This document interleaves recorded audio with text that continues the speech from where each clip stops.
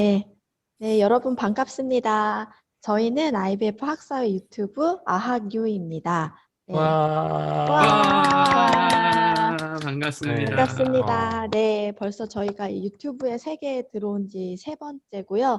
2021년은 이제 첫 방송을 이제 시작하게 되었습니다. 네, 저희 오늘도 최은 평론가님 모시고 영화 이야기를 할 예정이고, 그리고 또 꼬바저씨를 꼽사리로 모시고 책 추천도 들어보도록 하겠습니다. 네, 오늘 방송도 많은 기대 부탁드리겠습니다. 네, 그러면 먼저 저희 패널 분들 인사를 부탁드릴게요. 네. 네, 안녕하세요. 안녕하세요. 네, 새해에 또 새로운 모습으로 찾아온 보노보노입니다. 반갑습니다. 네, 네. 꼬아저씨입니다. 짧고 굵게. 굉장히 꼽은 아닌데, 것 같은데. 굵지 않습니다. 예. 안녕하세요. 채은입니다. 반갑습니다. 네, 반갑습니다. 네, 제 예상보다 다들 짧게 끝내주셔가지고요. 제가 더 무슨 말을 해야 될지 지금 아직 못 따라가고 있는데요. 네, 저는 오늘 이제 사회를 맡게 된 불량 학생이라고 합니다. 네, 반갑습니다. 네. 반갑습니다. 그러면 든든합니다.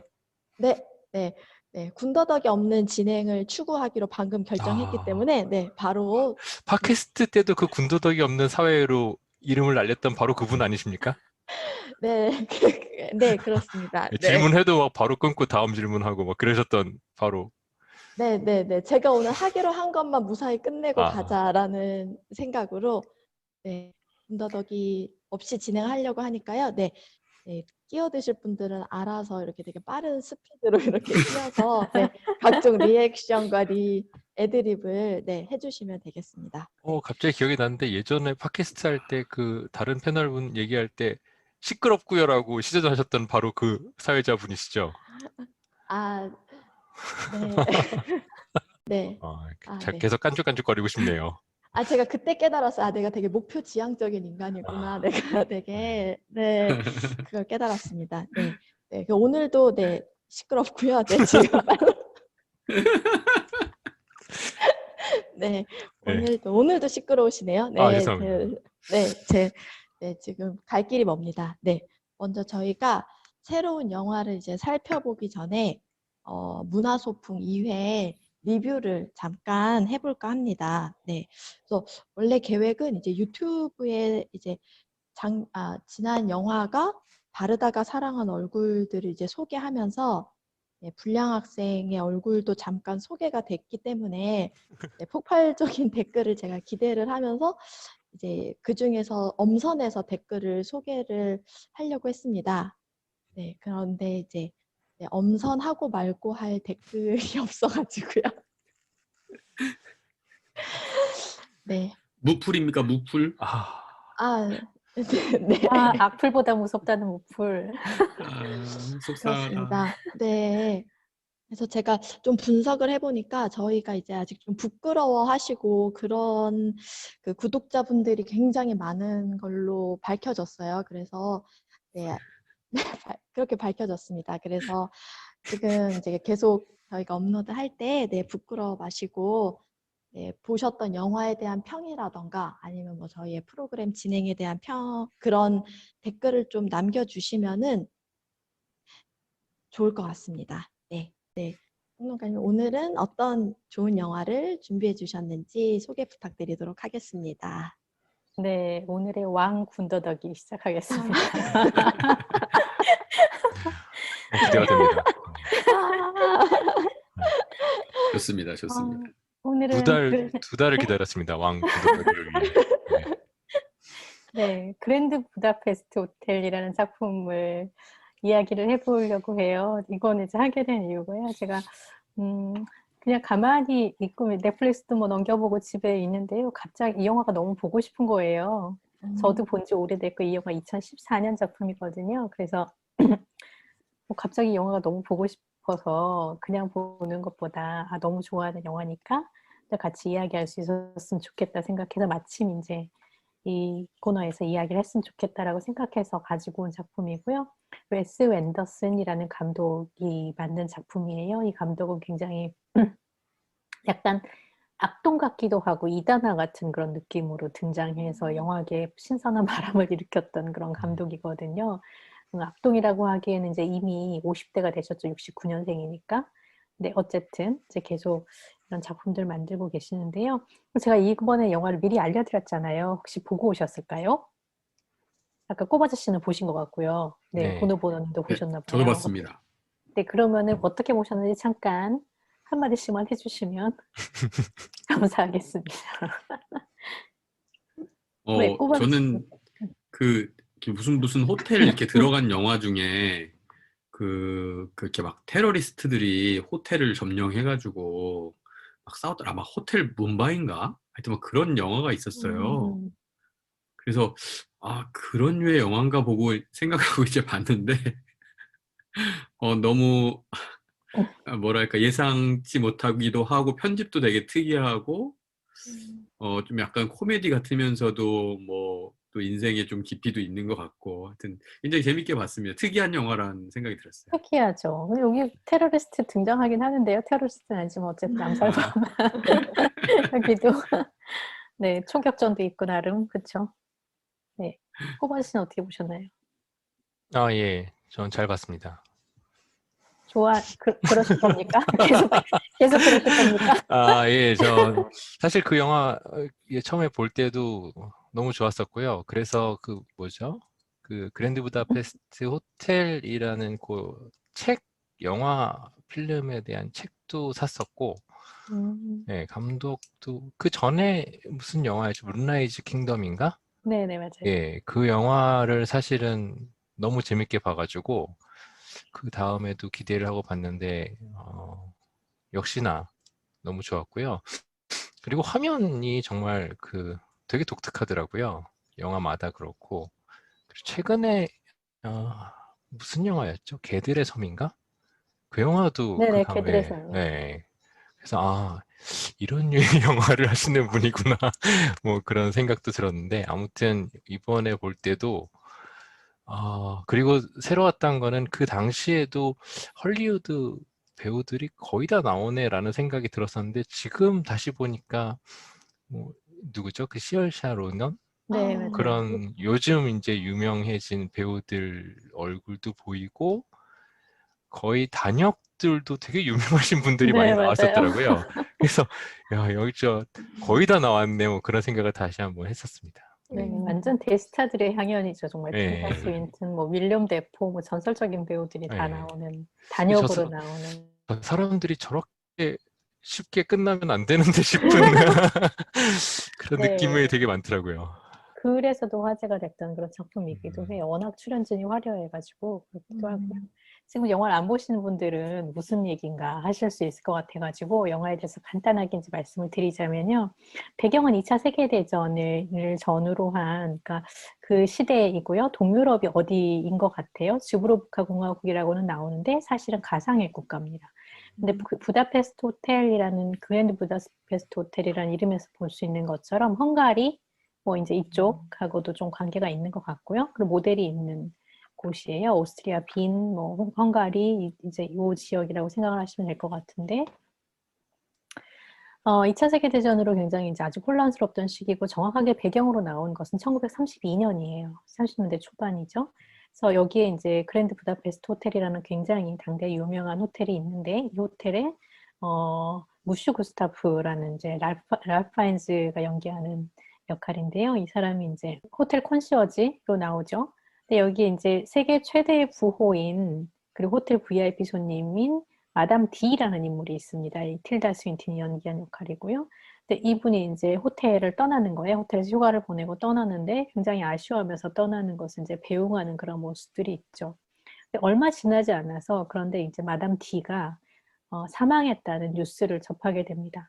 그래서 이제 구스타프가 부랴부랴 그 장례에 참가를 하러 가죠. 근데 갔더니 이 마담이 대부분의 재산을 아들과 뭐 딸들에게 남겼는데 아들이 드미트리라는 아들이 있고요. 이 아들과 딸들을 남겼는데 품목 중에 굉장히 값비싼 품목인 그립, 아주 명화 하나를 이 구스타프에게 남겼어요. 부슈 구스타프에게. 사과를 든 소년이라는 작품이고 요하네스 반 호이트의 작품이라고 하는데요. 사실 이것도 가상의 인물입니다. 실제로는 이제 영국 사람이 그린 그림이고 영국의 마이클 텔러라는 사람에게 주문을 의뢰해서 제작을 의뢰한 작품인데요. 어쨌든 여기서는 16세기에 굉장히 진귀한 그림으로 나와요. 그래서 이 그림을 남기니까 이 비싼 그림을 이제 난리가 난 거죠. 이 호텔 뭐 벨보이나 다름없는 그들이 보기에는 호텔 직원에게 남겼다는 사실에 굉장히 못마땅하고 지난 20년 동안 이 자기 어머니와 이 호텔 직원이 벌인 그 애정 행각도 아니고 뭣도 아닌 자기를 보기에는 그게 너무너무 못마땅했던 거예요. 그래서 이제 이 구스타프에게 살인 누명을 씌웁니다. 자기 어머니를 죽였다고 살인 누명을 하고 거짓 증언도 만들어내고 그렇게 해서 이제 감옥에 가두게 되는 거죠.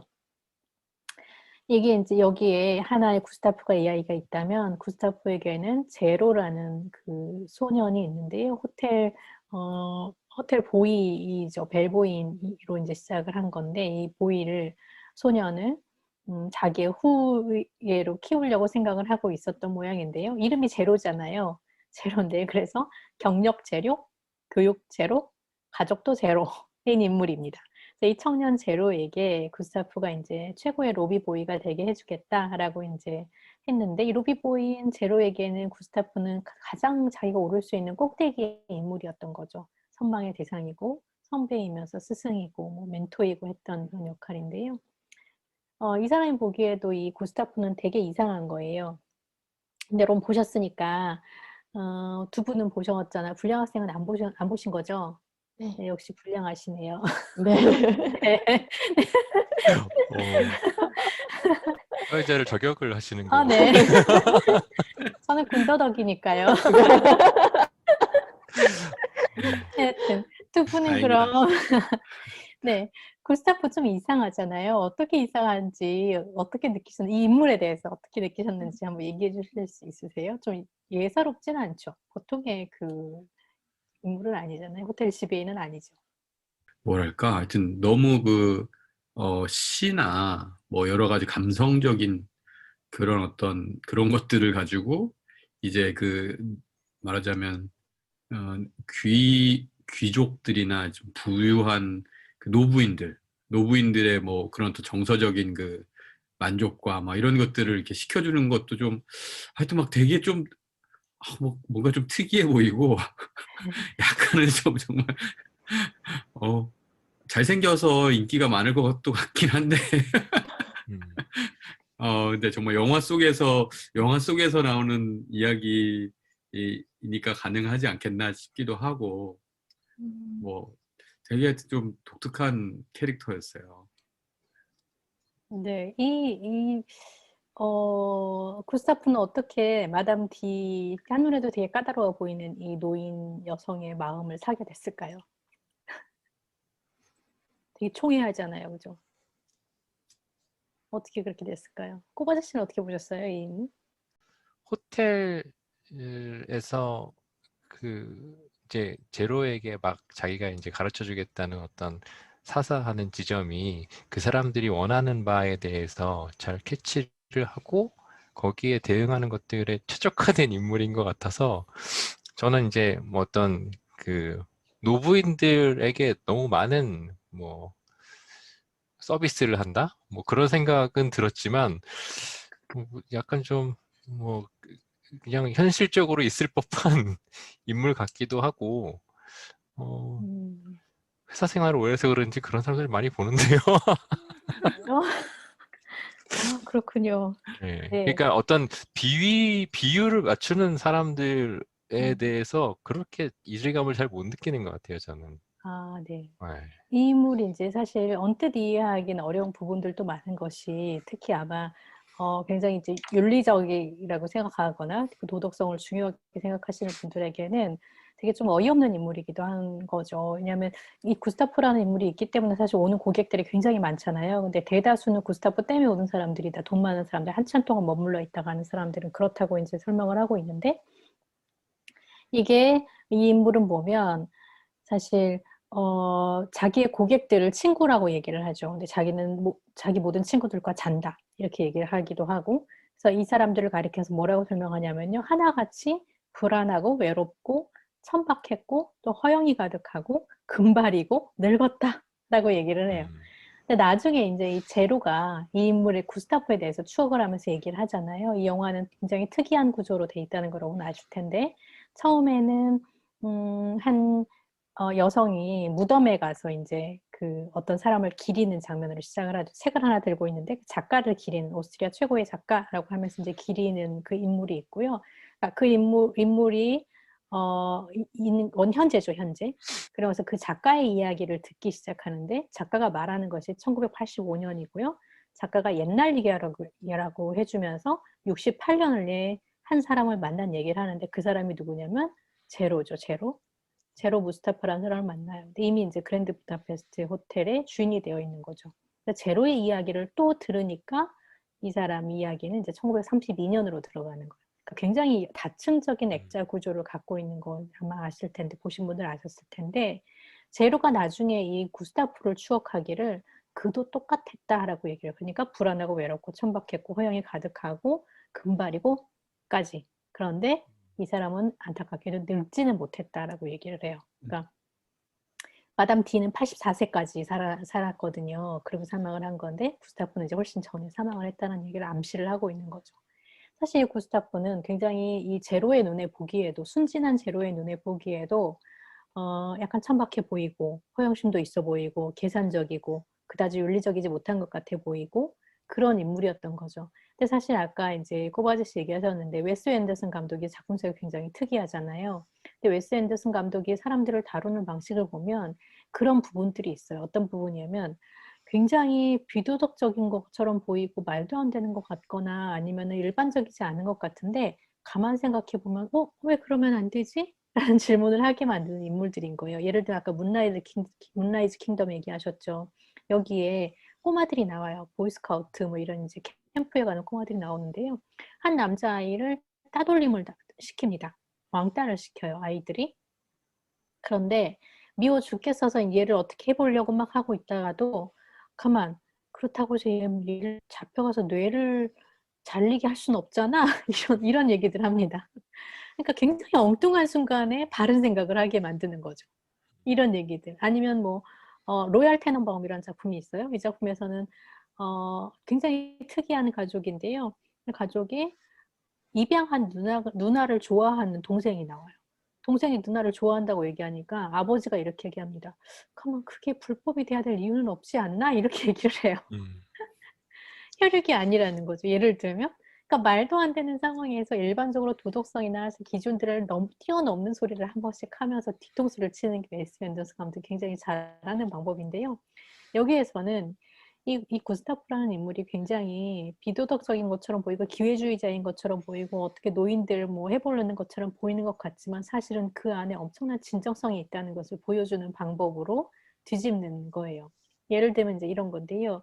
구스타프가 어떻게 그렇게 특별해졌는가라고 했을 때 제로의 관찰은 그겁니다. 구스타프가 갖고 있는 품위에 대해서 얘기를 해요. 품위. 품위와 인간에 대한 예의. 저는 이 영화가 여러 가지 면에서 굉장히 발랄하고 얘기할 만한 것들이 많지만, 제가 가장 눈여겨보게 됐던 것들은 바로 이 사람이 갖고 있는 품위와 예의에 대한 어떤 발언이었어요. 우리가 생각하는 그 예의 발음이나 교양이나 아니면은 윤리적인 것 이런 것들을 뛰어넘는 어떤 얘기들을 하고 있는 것 같은데요. 예를 들면은 아까 잠깐 보노보노님 얘기하셨지만 직원조회 시간에 늘 시를 읽잖아요. 사람들 다 지루해하거나 말거나 상관없이 시를 읽고, 무슨 일이 있어도, 그러니까 이 영화에 이제 살인범으로 몰려서 나중에 이제 탈옥하는 그런 장면들이 있잖아요. 탈옥해서 나와서 제일 먼저 찾는 게 뭐냐면 뭐였죠? 생각나세요? 향수였어요, 향수. 말도 안 되는 것 같죠. 나 이렇게 깨찢어서 있을 수 없다면서 향수를 내는데 제로가 그걸 안 가져온 거예요. 그래서 엄청나게 욕을 먹습니다. 근데 이 향수 이름이 뭔지 또 혹시 생각나세요? 파너시라는 향수예요, 파너시. 근데 이 파너시는 위풍당당, 위험 이런 뜻을 갖고 있어요. 위풍당당 위험. 감옥에서 깨지지하게 완전히 막 땅 파고 엉망진창으로 나와가지고 위험 있는 위풍당당한 향수를 찾는 것이 구스타프의 말도 안 되는 모습이었는데요. 그게 이 사람은 굉장히 살아있게 만드는 지점이었던 것 같아요. 근데 어떤 점이냐면 또 그렇게 해서 제로를 엄청나게 욕하잖아요. 혼내잖아요. 근데 이 제로가 막 잘못했다고 어쩔 줄 모르니까 너 이놈 자식 그러면서 이미 나와서 뭘 살겠다고 너네 마을은 그런 것이냐 라면서 굉장히 이제 모욕적인 말을 하잖아요. 왜냐면 제로가 가족도 없고 이민자이고, 그러니까 그런 이제 신분을 가리켜서 무국적자로 되어 있거든요. 그런데 이제 겨우 이 구스타프가 보증을 해줘가지고 여행을 할 수 있게 된 그런 상황이었는데 그렇게 얘기를 하는 거죠. 그러니까 제로가 그제서야 너는 뭐 했길래 뭐 때문에 네가 뭘 하겠다고 그런 태도를 가지고 남의 나라 와서 이러고 있느냐 돌아가라 뭐 이런 식으로 얘기를 하니까 전쟁 때문이었다라고 이제 그제서야 얘기를 합니다. 그리고 알고 보니까 사실은 가족도 없고 다 죽었고 총살당했고 이런 얘기들을 이제 제로가 그제서야 하는 거죠. 그랬더니 그때 이 구스타프의 태도가 저는 굉장히 감동적이었어요. 갑자기 어떻게 하나요? 어떻게 하죠? 급사과하죠, 급사과. 네, 급 사과를 합니다. 굉장히 정중하게 사과를 해요. 그럼 넌 그냥 이민자가 아니라 난민이었네? 지금까지 내가 말한 거 다 잊어라. 미안하다. 이렇게 얘기를 합니다.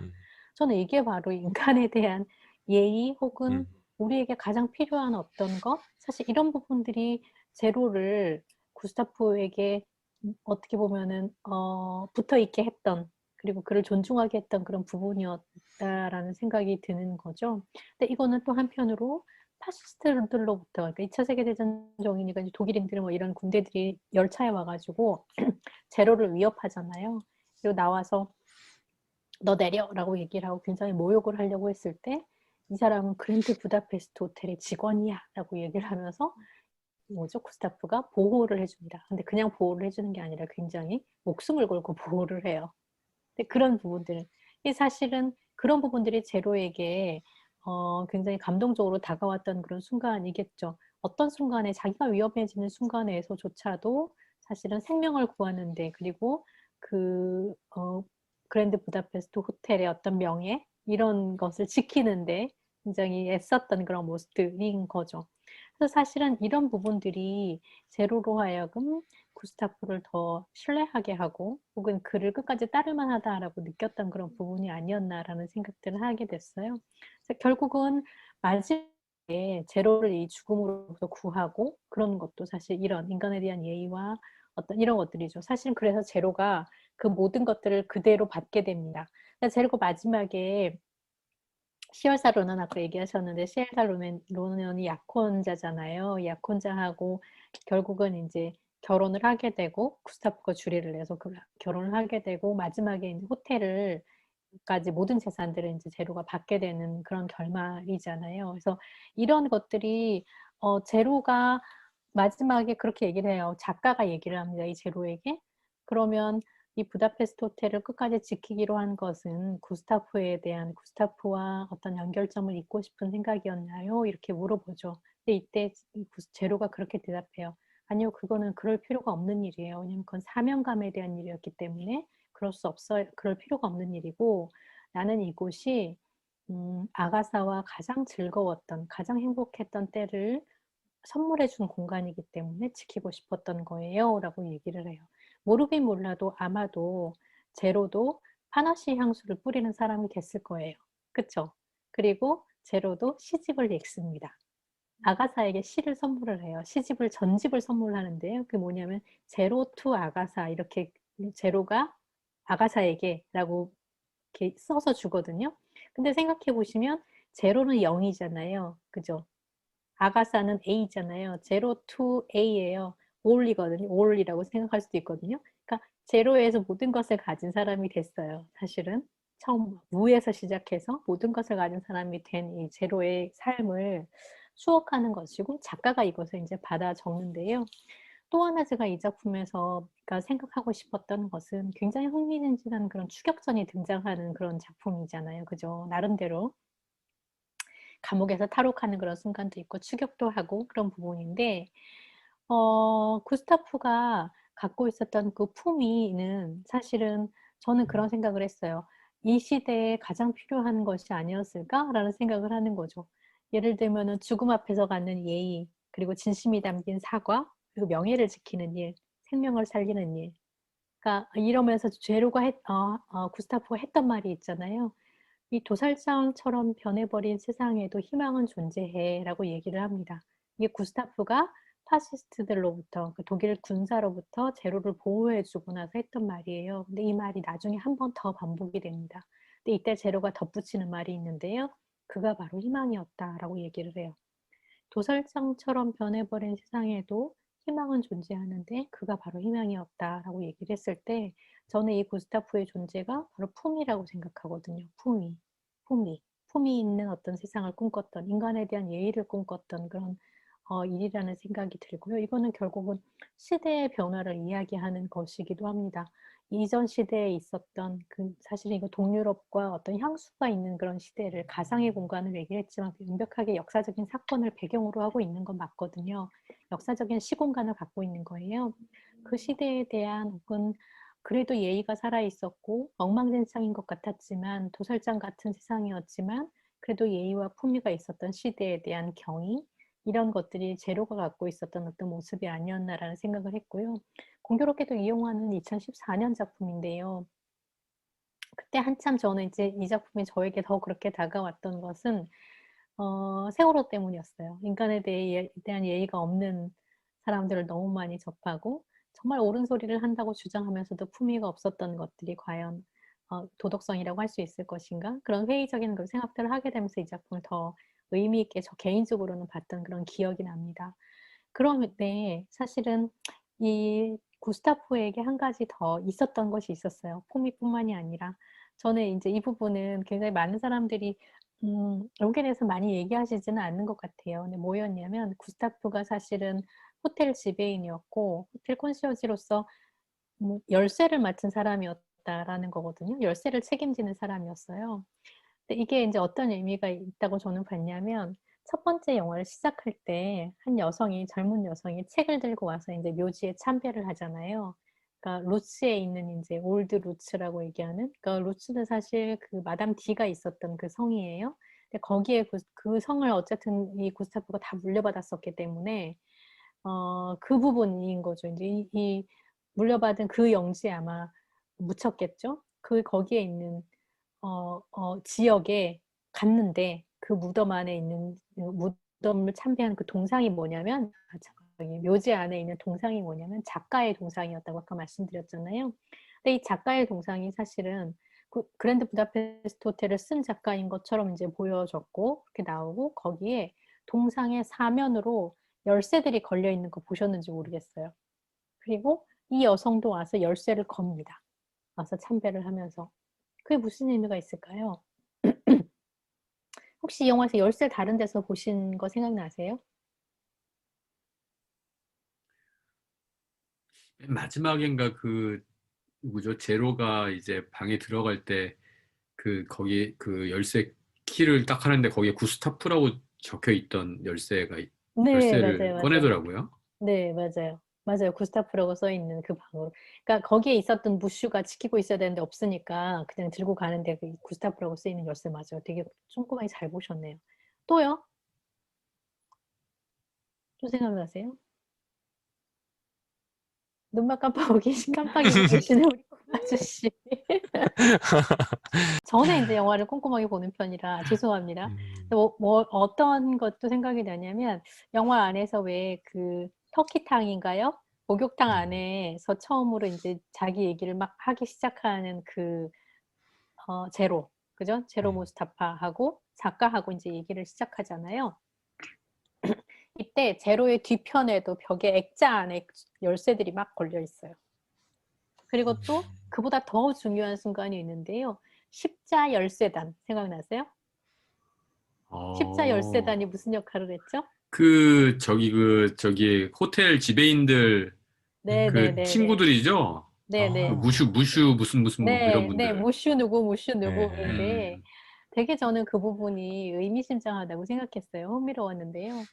다들 열쇠를 책임지고 있는 사람들인데 이 사람들에게 전화가 갑니다. 그죠? 전화가 가서 이게 긴급 상황이다 얘기해서 이제 누구 도와준다고 그 구스타프를 도와주기로 했던 거죠. 연합체인 음, 거예요. 그 호텔 지배인들의 연합체인 것 같아요. 그래서 도와준다고 했을 때 그때마다 일어나는 일이 뭐냐면요. 자, 내가 자리를 비워야 되니까 그 옆에 제로 같은 아이디 하나씩 있는 거예요. 그 아이한테 자리를 맡기고 떠나요. 자리를 맡기고 떠납니다. 그게 계속 반복이 돼요. 네가 맡아 해, 네가 맡아 해, 네가 맡아 해. 이게 반복이 돼서 떠납니다. 사실은 이거야말로 연대이죠, 연대. 이 열쇠를 맡은 자들의 연대가 사실은 구스타프가 만약에 그 시대의 희망일 수 있었다면 그 희망은 그냥 만들어지는 것은 아니라는 생각이죠. 혼자만 품이고 우아하다고 되는 일이 아니고요. 똑같은 자리에서 그렇게 자리를 지키고 있는 많은 사람들과 연결되었을 때 결국 구스타프가 살아날 수 있었고 제로가 살아날 수 있었고 역사가 이어질 수 있었던 것을 발견을 할 수 있거든요. 사실 그들이 그래서 굉장히 일사불란하게 움직이죠. 그랬을 때 보이들은 그들이 하던 일을 넘겨받아서 자리를 지키죠. 모든 사람들이 열쇠를 맡은 사람들이었다라는 생각이 들고요. 저는 이 영화가 작가가 바로 그런 존재가 아닌가라고 이야기하는 것처럼 느껴졌어요. 늙은 제로가 젊은 작가를 처음 만나서 이야기를 시작했던 것, 거기에 있었던 그 열쇠, 그리고 이 작가가 국가적인 국가적으로 위대한 작가다라는 작가가 되어서 묘지에 있는 동상이 세워졌을 때 거기에 걸려져 있는 수많은 열쇠들, 그리고 소녀가 거기에 가서 열쇠를 또 하나 거는 것. 마치 자기의 이야기를 하는 것처럼 내 이야기를 대신 해주세요라고 얘기하는 것처럼 맡기는 어떤 행위. 그게 영화의 초반에 작가가 이야기할 때도 그렇죠. 작가가 모든 걸 상상해서 다 쓰는 것 같죠? 사실은 그렇지 않아요. 사람들이 와서 자기 이야기를 하고 그 이야기들이 모여서 작가의 이야기가 되는 거예요. 라고 이야기하는 그 초반에 작가의 이야기가 있다는 것도 중요하다는 생각이 들어요. 때로는 이들이 굉장히 얄팍하고 또 어설픈 흉내를 내는 것일지 모르겠지만 품위를 흉내내고 향수를 뿌리고 이러는 것들이 그럴 수 있을지 모르겠지만 품위와 예의를 아는 사람들에게 사람들이 기꺼이 열쇠를 맡긴다는 생각이 들거든요. 살아가는 동안. 우리 그리스도인들에게도 사실은 이 열쇠라는 것이 낯선 개념은 아니에요. 천국의 열쇠를 가진 자라고 얘기를 흔히 하잖아요. 그렇게 아닌 거죠. 천국의 열쇠를 그냥 누가 줘서 그렇게 덜컥 되는 것이 아니라 누군가가 그렇게 열쇠를 맡길 수 있는 사람인가라는 생각을 하게 됐어요. 그래서 그 기준은 사실 품위와 인간에 대한 예의가 아닐까 이런 생각들. 그리고 그 누군가가 그렇게 혼자서만 품위와 예의를 지킨다고 되는 것이 아니라 결국은 연대하는 그런 움직임들이 있어야 역사가 이어져 가는 것 아닌가 이런 생각들을 하게 되는데요. 사실 마지막에 이 영화가 슈테판 츠바이크에게서 영감을 받았다. 그의 작품에서 영감을 받았다라는 자막이 떠요. 그리고 이 오스트리아의 유명한 작가라고 나오는 그 국가적인 보물이라고 나오는 이 작가는 오스트리아의 유명한 작가인 슈테판 츠바이크를 말한다고 볼 수 있습니다. 근데 이 슈테판 츠바이크라는 인물이 그래서 저는 이제 더 중요하다고 생각이 되는데요. 어떤 면에서 그러냐면 또 명백하게 이 여기에 나오는 작가 주드로가 연기했죠. 젊은 작가는 주드로가 연기한 이 작가는 슈테판 츠바이크를 모델로 한 작가라고 볼 수가 있어요. 마지막에 그렇게 얘기를 하거든요. 결국 나는 나중에 남미로 가서 다시 이곳을 찾지는 못했지만 뭐 이런 얘기를 해요. 근데 슈테판 츠바이크가 남미에 가거든요. 브라질에 갑니다. 나중에 오스트리아 태생인데 1881년에 태어나서 1942년에 사망한 이 슈테판 츠바이크는 오스트리아의 국보급 작가라고 불리는 작가이기도 하고요. 프로이트든 뭐 톨스토이든 심지어 마리 앙뚜아네트 뭐 이런 사람들의 전기를 썼어요. 전기 작가로 가장 유명한 작가이기도 하고 저널리스트이기도 하고 소설가인데요. 이런 서술을 봤을 때 슈테판 츠바이크가 이 작가라고 봤을 때 슈테판 츠바이크는 이 남미에서 자살을 했습니다. 부인하고 동반 자살을 했어요. 그러면서 남긴 말이 있는데요. 나는 이 시대에 어울리지 않는다. 이 시대는 나에게 불쾌하다. 라고 얘기를 하고 세상을 떠났어요. 약물 중독과 온갖 어떤 신경적인 어떤 질병, 이런 강박, 우울증 이런 거에 시달려 살았지만 죽을 때 유서에는 나는 지금 어느 때보다 멀쩡하게 이 글을 쓰고 있다라고 얘기를 하면서 이제 명백하게 나는 자유로워지겠다라고 얘기하고 자살을 했다고 그러거든요.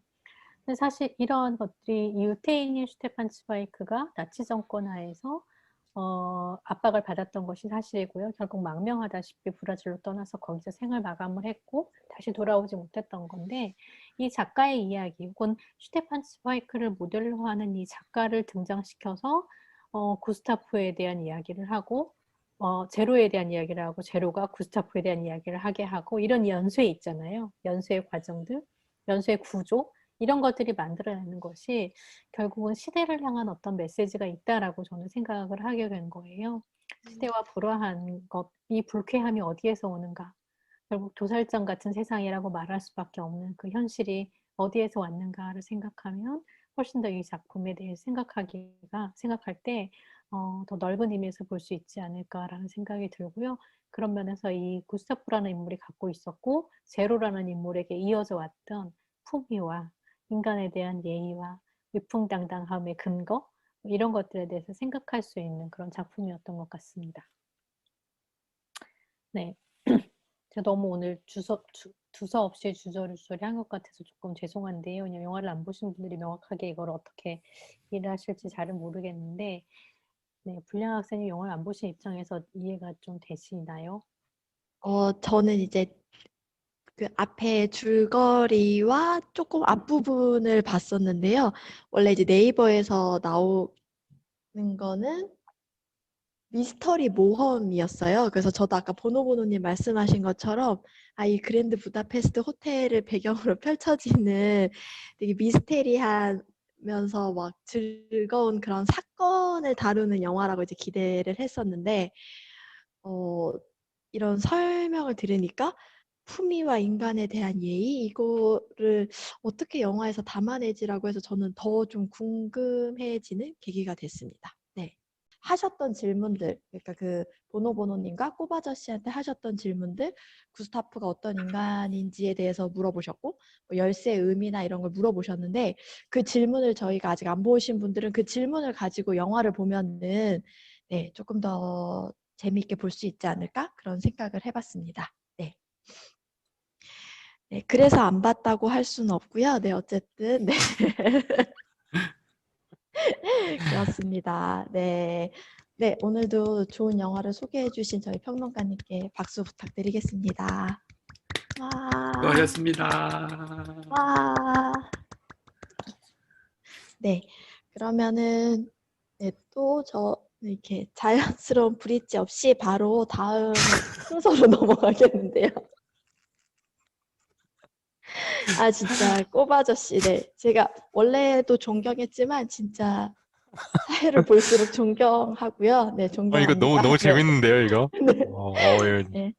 네, 진짜 존경하고요. 네. 웨스 앤더슨 스타일인데요, 이거 정말. 그래요. 네. 오늘 책 소개도 또 부탁드리겠습니다. 네, 알겠습니다. 군더더기 없는 서회 네. 감사합니다. 예. 네. 책 소개는 뭐 언제나처럼 건조하고 짧게 하겠습니다. 네. 오늘도 책은 3권을 준비했고요. 물리적으로는 이번엔 준비하지 않았습니다. 책을 대판 책도 있고 그래서 여기 지금 그 화면에 아마 나갈 겁니다. 이제 네. 영상에는 책들이 나올 거라서 여러분들만 당혹스럽지 뭐 보시는 분들은 당혹스럽지 않을 겁니다. 첫 번째 책은 그 관종의 조건, 제목부터가 이제 파격적이죠. 관종의 조건. 이몽택 그 저자님의 책인데요. 네. 이분은 사실은 90년생이 온다로 빅히트를 쳤던 그 베스트셀러죠. 경제 경영 최장기간 베스트셀러에 올랐고요. 대통령님도 이 책을 다 읽으라고 권했다는 후문이 있습니다. 뭐 요즘은 이런 얘기를 하는 게 좋은지는 잘 모르겠지만 아무튼 이 책 자체가 관종에 대한 사실 관종이라는 건 약간 좀 뭐 하대한다 그럴까 좀 혐오의 정서도 조금 있었던 것 같은데요. 예전에는 새로운 정의를 통해서 부정적인 시각에서 이제는 사실은 좀 받아들여야 하고 조금 더 적극적으로 취해야 되지 않나라는 사회 현상으로 보는 어떤 책이 될 것 같습니다. 특별히 제 아들도 요즘 유튜브에 꽂혀 있는데 유튜브 세대인 자녀들이나 요즘 이제 젊은 사람들에게 있어서는 저도 젊은 사람이지만 생각의 전환이 좀 필요하지 않나 뭐 이런 생각도 들고요. 특별히 유튜브 세대뿐만 아니라 직장 생활에서의 처세나 은퇴 후의 창업 뭐 이런 데 있어서도 어떤 관심을 받는 방법, 덕후로 사는 법 이런 것들도 사실은 좀 고민해 볼 수 있겠다 싶고 그러다 보니까 이 책 내용이 사실은 이제 관종이라 그러면 약간 좀 가볍게 볼 수 있는데 처세와 자기계발서, 뭐 세대론, IT 기술, 뭐 사회 이슈를 모두 어떤 관종이라는 개념에 구겨 넣은 책이 아닌가 싶을 정도로 되게 좀 녹록지 않은 책이긴 합니다. 그래서 두 번째 책은 그 이몽택 저자님이 좀 욕심을 내지 않으셨나 뭐 그런 생각도 드는데 읽어보시면 여러모로 도움이 될 것 같습니다. 근데 책이 좀 두꺼워가지고 그렇게 빨리 봐지진 않더라고요. 두 번째 책은 예, 군더더기 없이 바로 두 번째로 넘어갑니다. 예, 당황하지 마시고요. 두 번째 책은 우리가 사랑할 때 이야기하지 않는 것들이라는 제가 뭐 여러 차례 뭐 지인들에게는 소개했던 책인데요. 이 책은 처음 제목을 딱 봤을 때는 뭔가 좀 달달하고 뭔가 아련하고 낭만적인 그런 느낌이 들지만 부제는 욕망과 결핍, 상처와 치유에 관한 불륜의 심리학입니다. 불륜에 관한 책입니다. 불륜의 모든 것. 네, 그래서 혹시나 여러분들이 불륜에 대한 이 책은 사실 불륜에 대한 간접 경험, 불륜의 방대한 사례들, 이 내러티브의 향연과 분석이 빛나기 때문에 기독교인이라서 사실은 이렇게 불륜을 간접적으로 경험을 하고 싶다거나 불륜한 상태에 있거나 불륜을 저지르고 싶거나 죄송합니다. 예. 또 요 대목이 다음 주에는 이제 또 사회자님에게 몇 분 언제부터 뭐 이런 내용이 되겠네요. 예, 경험할 수 있습니다. 그래서 이 책을 다 읽고 나니까 마치 제가 불륜의 어떤 망망대해에 있다가 돌아온 사람 같은 느낌이 좀 들었는데요.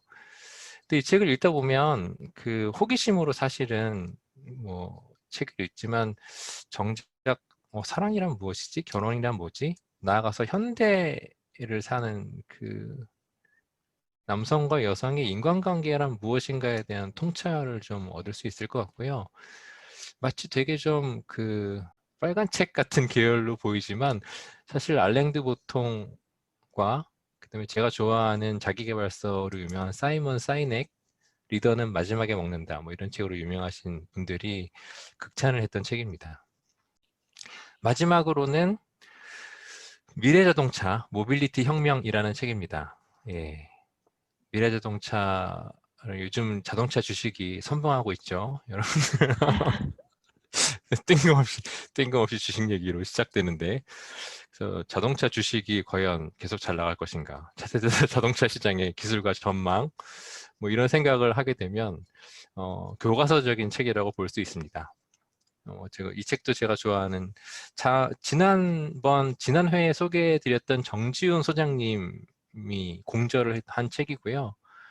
지금 학사회 책 모임으로도 정지훈 소장님 책 2권을 가지고 하고 있는데 물론 이거는 그런 책은 아니지만 또 자동차에 관련된 책으로서 되게 잘 쓰셨다고 보여집니다. 이 책은 시작 자체가 폭스바겐의 디젤 게이트 뭐냐 하면 이제 친환경과 환경 규제 때문에 배기가스 규제를 유럽에서 강화를 점점 하고 있는데 폭스바겐이라고 하면 사실은 기술력으로 보면 가장 높은 단계에 있어서 클린 디젤이라고 자기네들이 홍보를 했었음에도 불구하고 이제 배기가스 검사를 하는 모드에서만 이제 배기가스를 이렇게 적게 배출하는 그런 트릭을 썼다가 크게 이제 사회적인 이슈가 되고 디젤 차들이 미국에서 철수하고 점점 이제 개발을 하지 않는 상황까지 가게 된 상황이죠. 디젤 게이트로부터 촉발되었지만 이제 그것으로 인해서 친환경 차에 대한 어떤 기술력이라든가 아니면 동향 자체가 급변하는 그런 뭐 현상을 맞이하게 됐습니다. 그래서 그 시작점으로부터 시작해서 최근에 이제 이슈가 되고 있는 전기차 그리고 자율주행차도 지금 뭐 구글이나 여러 이제 업체에서 자율주행에 대해서 고민을 하고 있는데 왜 자율주행차는 전기차여야 하나? 뭐 공유자동차, 요즘 우버 뭐 뿐만 아니라 모빌리티 사업에 대한 뭐 이야기까지 아주 이제 흥미진진하게 이야기가 되고 있어서 여러분들이 이제 사실 이제 IT 기술의 혁명은 아이폰으로 시작된 스마트폰이었는데 왜 최근에 이제 미래학자들이 어떤 IT 기술의 다음 단계로 자동차를 꼽는지에 대해서 한번 좀 생각할 수 있는 계기가 될 것 같습니다. 네, 요 세 책. 그리고 이번에는 제가 기독교 서적을 참고로 찾아보지는 못했고요. 아마 다음 때는 좀 엄선해서 학사들에게 도움이 되는 기독교 서적도 추천을 하도록 하겠습니다. 네, 네, 어, 감사합니다. 지난번에 추천해주신 이후로 아, 벼르고만 표지가 있다가 간지나는. 네. 네. 네, 다 읽으셨나요? 아닙니다. 벼르고만 있습니다. 아, 예. 역시 그런 묘미가 있죠, 책은.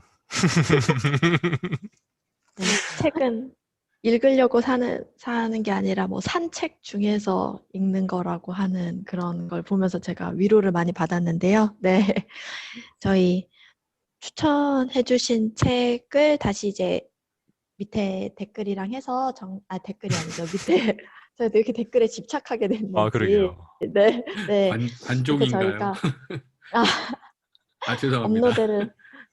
업로드를 하면서 같이 제목이랑 올려드리도록 하겠습니다. 네. 그러면 저는 뭐 3권 중에서 아무것도 읽은 책이 없기 때문에 더 덧붙일 말이나 뭐 리뷰할 게 전혀 없어서 여기서 책 소개도 마치도록 하겠습니다. 네. 네, 이렇게 진행이 되고 있는데요. 네. 그리고 이제 제가 다음 목표는 이제 클로징 멘트이기 때문에 또 바로 자연스럽게 클로징 멘트로 넘어가서 오늘 저희가 이제 2021년에 처음으로 이제 첫 방송을 하고 오늘 3번째로 이제 영화를 같이 소개하고 책을 소개하는 시간을 가졌는데요. 네, 여기 대해서 한마디씩 저희 클로징 멘트 하고 마치도록 하겠습니다. 뭐 좋은 영화를 추천을 받아서 매번 하나씩 이제 뭐 어쨌든 소개해 주신 다음에 보기도 하고 뭐 또 말씀해 주셔서 미리 보고 이제 또 다시 소개를 또 자세하게 설명을 듣기도 하는데 정말 제대로 된 건강 음식을 아주 맛깔나게 먹어서 굉장히 이렇게 몸도 기분 좋고 입맛도 좋아진 사실 좀 그런 느낌의 그러니까 어쨌든 영화 한 편 한 편들을 보면서 그런 느낌을 갖고 있습니다. 그래서 굉장히 다음 편도 또 기대가 되고 미리 좀 이렇게 또 설 연휴도 있고 그러니까 많이 추천해 주시면 짬짬이 보도록 하겠습니다. 그리고 또 책도 소개해 주셔서 감사하고 뭐 어쨌든 그 소개해 주신 것 중에 제가 사서 읽진 않고 있는 것들도 있지만 뭐 IT 역사 뭐 이런 것도 또 재밌게 보고 있고 아무튼 네, 또 유익한 시간이었습니다. 다음번까지 또 기대가 됩니다. 네. 저는 오늘 사회 너무 마음에 들고요. 예. 군더더기 없는 사회와 왕 군더더기의 이 아름다운 평론가님의 이야기가 잘 조화롭게 된 것 같습니다.